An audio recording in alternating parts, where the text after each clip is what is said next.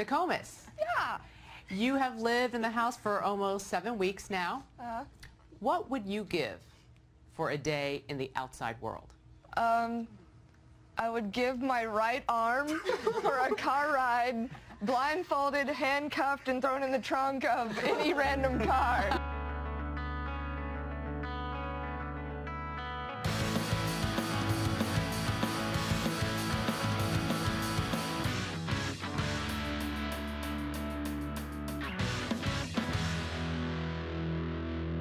Hey, I'm BB Funerology, and this is my Big Brother Season 5 Top 10 Moments. Obviously, spoilers ahead, don't say I didn't warn you. And if you like this video, consider subscribing, because I'm making a video just like it for every Big Brother season. So let's cut to the chase and dive right in. Number 10. So it was the first few days in the Big Brother house, and everybody was still getting to know each other. Someone asks around for everyone's last names, and that's when Cowboy recognizes Nakomis' last name. It's because Cowboy had a single mom growing up with no dad, and even though he never met his dad, he knew a bunch about him. So Cowboy asks about her dad. She tells him he was a Vietnam vet who lost his leg due to a landmine, and that's when it all clicks for Cowboy. He realizes they have the same dad, and they're half siblings. He decides to keep it a secret at first and only tells Jason and Scott, and they're pretty shocked, and they honestly don't believe him. They say, "Why don't you go and tell Nakomis?" So he does, and he tells Nakomis, and then she doesn't believe him either. So then they call a house meeting and they tell everyone else, and everyone's shocked. Michael and Jennifer deliver this Jerry Springerish news that they are in fact brother and sister. And then the diary room calls them both in, and they give them letters from their dad, and the letters tell them that it's all true. And even with these letters from production, from their parents, the house guests are still pretty skeptical about it. Now, I don't know how production was able to find two people with the same father that didn't know each other before the game, but hats off to them because this was an insane twist. Number 9. So a couple weeks into the house, there's two sides. There's the 4 horsemen and the people that they're loosely aligned with, and it's basically them versus everyone else. So the 4 horsemen were very obviously working together. They didn't really hide it in any way, but the other side of the house was actually pretty secretive. So at one point, Holly, in a passive-aggressive way, asks Diane why she didn't get a hug after a competition, and Diane says something about your side. Jace calls her out and is like, "Oh, so there are sides?" And then Jace calls out to the entire other side of the house that Diane is in an alliance with them, and she just gave it up to him. Hey guys, this is the truth, and we're all playing a game here, and Diane just came into here and said that Will, Nakomis are all in an alliance together, and it's like us versus you guys, and Diane just let the cat out of the bag. So there's a confrontation with almost the entire house, and it was kind of cool to see because there were lines being drawn in the sand right in front of me, and it's not very often that we see this type of thing. Number 8, the pressure cooker, or at least this season's version of the pressure cooker. And I mentioned this in my last video. If anyone from production ever hears this, bring this competition back. This competition is amazing. So the pressure cooker this season. The basic premise is everybody stands on this platform and you just got to hold this button down for as long as you can. And the last person holding on to the button wins HOH. The competition starts off and it's pretty funny because Diane is just already trash talking people. This is me with a tray and about 20 beers on it. Might as well take your hands off now. And this competition goes on for a long time. Around the 4-hour mark, production announces you're no longer allowed to switch hands because they were switching their hands up until this point to keep the blood flowing. At one point, everyone agrees, let's just let Cowboy have it. And everyone agrees except for Marvin because Cowboy is targeting Marvin. So that doesn't happen and everyone stays up there and keeps going, which was kind of funny because Cowboy ended up slipping like a few minutes after that. At one point, Scott accidentally uses his second hand to hold himself up, and Diane calls him out and is like, "Production, are you watching this?" So Scott gets eliminated and he's pissed off at Diane. A few more people slip off, and then it comes down to Jace versus Diane. And then somewhere after 7 hours, they announce that you can't lift your feet anymore. You have to keep your feet firmly planted on the ground. Shortly after, Jace starts going crazy and spouting all this weird stuff.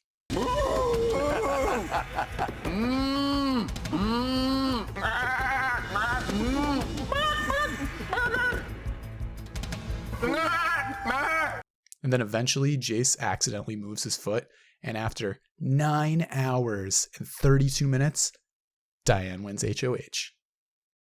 Number 7. So this one's pretty crazy because for the first 4 weeks, Adria was actually Adria and Natalie. Yeah, that's right. Adria and Natalie, they were twins. They were swapping in the diary room every few days or so. And the house guests had no idea. Julie revealed it to the pre-jurors every time they were evicted, and their reactions were priceless. Then on week 4, they actually reveal this to the house guests live, and as it's happening, they're making guesses of who it is, and they're all wrong. It's Holly. It's Holly. It's Holly. It's Holly.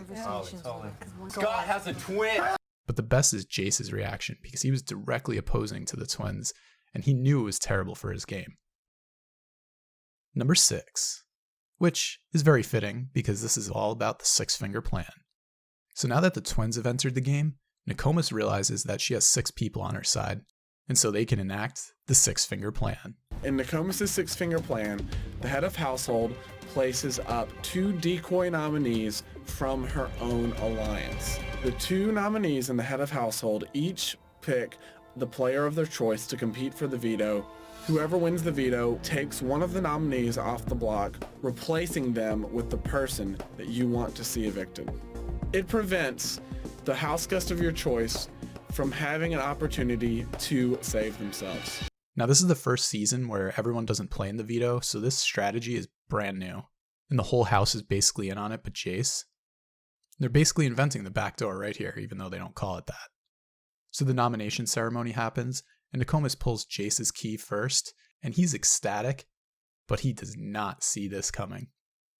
Later in the week, Jace is just talking through the week, and you can see the moment that he slowly realizes what's happening to him. If you use the beat, if you win, you're safe. No, but I'm not even playing.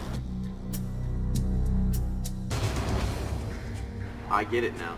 Nakomis didn't put me on the block because she wanted to save me. She didn't put me on the block because she knows that I'm capable of taking myself off with the golden veto. And then the veto competition happens, Jace isn't a part of it. And they all throw the veto to Drew, because they want to make it extra dramatic that Drew is the one to pull Diane off the block. So Drew takes Diane off and Jace goes up. And then Jace goes home in the first ever backdoor. Number 5. So Marvin, he wanted to break up Diane and Drew because they were in a showmance together. So his plan was to kiss Diane on the forehead to try to make Drew jealous. Cowboy was in the room when this happened, and he kind of caught it in his peripheral, and he told Drew immediately. But the important thing is when he told Drew, he told him that Marvin kissed her because he didn't see that it was a kiss on the forehead. So Drew goes and calls Diane out on this. It's basically a bad game of telephone because Diane doesn't realize what he's talking about, and Drew's kind of talking about something that never happened. The conversation ends and they're still working together, but it definitely shook Drew's long-term trust with Diane. And then Drew states that he wants to target Marvin, so it kind of worked, but it also kind of backfired on Marvin. Which brings us to number 4. The first ever double eviction. Well, sort of. It's not exactly the same as the modern format because it didn't happen the same episode as the last eviction.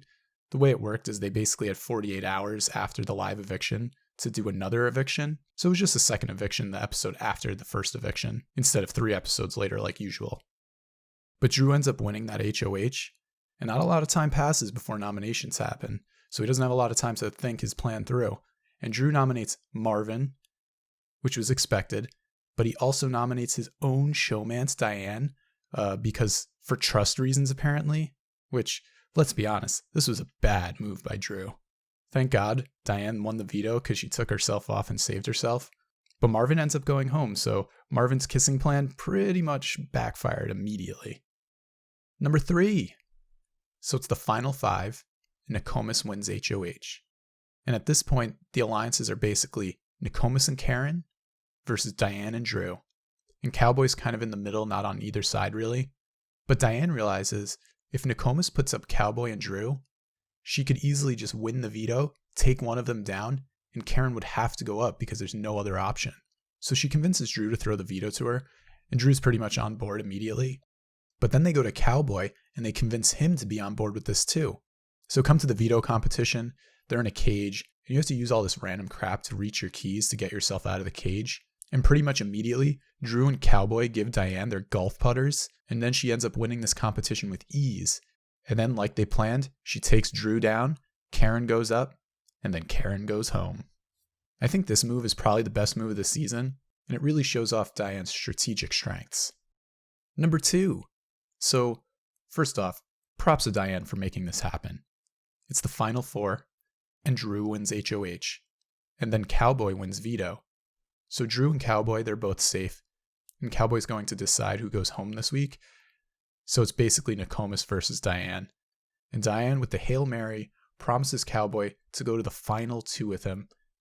And she's lying. She'll go with Drew if she has the choice. Nakomis and Cowboy, they're half siblings. So there's no way this is going to work, right? Well, come time for the veto ceremony.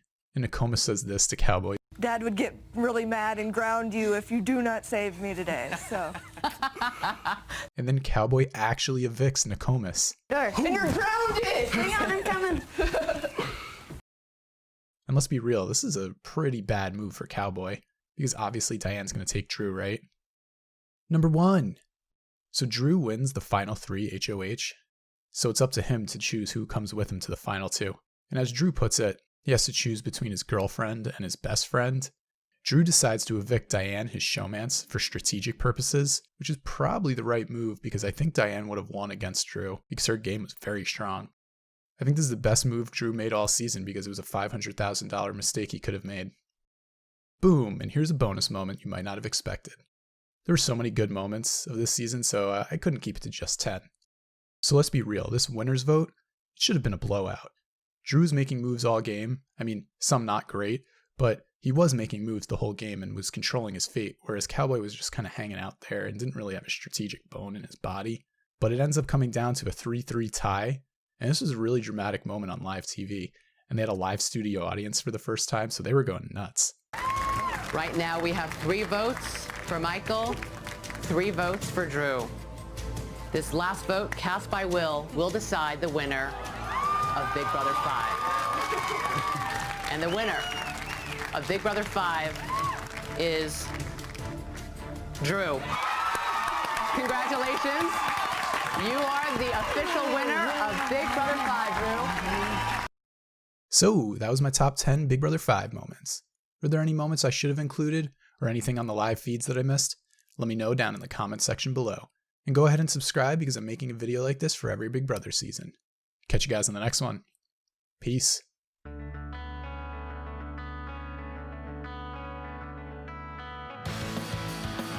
You were warned there might be a twist, and there is. Whenever I hear the word twist now, it immediately initiates panic attacks, and I start thinking that pairs and pairs of twins are going to start hopping off the roofs and coming up from under the grass.